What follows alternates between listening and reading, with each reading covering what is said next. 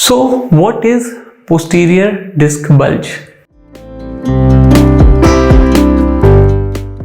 So, what is posterior disc bulge? तो सबसे पहले समझते हैं posterior क्या होता है। posterior का मतलब सिंपल शब्दों में पीछे। इसका ही एक दूसरा शब्द होता है जिसको हम एनाटॉमी में कहते हैं एंटीरियर। एंटीरियर मतलब आगे। जो भी चीज मेरे शरीर में आगे की तरफ है वो एंटीरियर है, जो पीछे की तरफ है वो पोस्टीरियर है। तो जैसे मैं बोलूं एंटीरियर सरफेस तो ये आगे का सरफेस, पोस्टीरियर मतलब पीछे का सरफेस। ये बेसिकली बस एक साइंटिफिक टर्मिनोलॉजी है।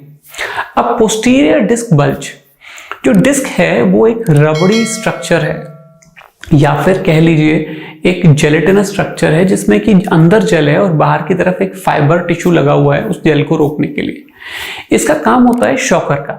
जब भी हमारी कोई भी डिस्क डीजेनरेट करती है तो ये अपना काम कम करने लगती है और खराब होने लगती है। कई हड्डियों के बीच में ये शॉकर की तरह होती हैं और मोर देन 30 डिस्क हमारी बॉडी में होती है। तो अगर पोस्टीरियर डिस्क बल्ज किसी को हो रहा है तो इसकी ज्यादा इंपॉर्टेंट है as compare to front disc bulge या आगे का डिस्क बल्ज या एंटीरियर डिस्क बल्ज, क्योंकि पोस्टीरियरली अगर डिस्क बल्ज होगा, इसके जस्ट पीछे स्पाइन की नर्व्स हैं, अगर वो दबेंगी तो पेशेंट को दर्द जा सकता है उसके पैरों में, अगर सर्वाइकल में दबती है तो उसके हाथों में। तो पोस्टीरियर डिस्क बल्ज का मतलब है कि आपकी डिस्क थोड़ी सी खराब हुई और जो एनुलर फाइब्रोसिस है वो थोड़ा बाहर की तरफ स्वेल कर गया पीछे की तरफ, और थोड़ा सा जो जेलेटिनस मटेरियल है वो आगे बढ़ गया। अब ये कई तरीके से क्लासिफाई होता है। एक केस में सिर्फ बल्ज होता है ना, जिसको डिस्क डीजनरेशन कहते हैं। इसके नेक्स्ट लेवल पे आ जाए तो प्रोट्रूजन होता है जिसमें कि बहुत पतली सी लेयर रह जाती है फाइब्रोस की, डिस्क काफी ऑलमोस्ट बाहर की तरफ निकल आता है, मतलब जेलेटिनस मटेरियल।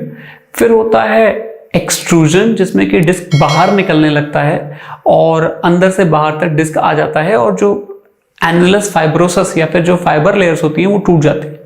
और फाइनली होता है सीक्वेस्ट्रेशन जिसमें कि पूरा का पूरा फ्रैगमेंट टूट के बाहर आ जाता है, मेन पेरेंट डिस्क से उसका कम्युनिकेशन खत्म हो जाता है और उसमें वो एक बड़ा फ्रैगमेंट अलग जगह जाके बैठ जाता है। हो सकता है वो किसी नस पे बैठा हो जिसकी वजह से नस में पेशेंट को दर्द आ सकता है।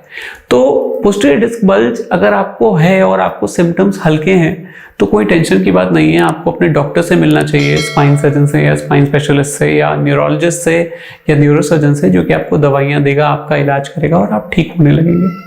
बट यदि आपको ऐसा लगता है कि ये दिक्कत बढ़ रही है, आपको पैरों में वीकनेस आ रही है या हाथों में कमजोरी आ रही है या और इस तरह के ब्लैडर बॉबल के सिम्टम्स आ रहे हैं तो थोड़ी बात सीरियस हो सकती है और आपको शायद स्पाइन सर्जरी की जरूरत पड़े।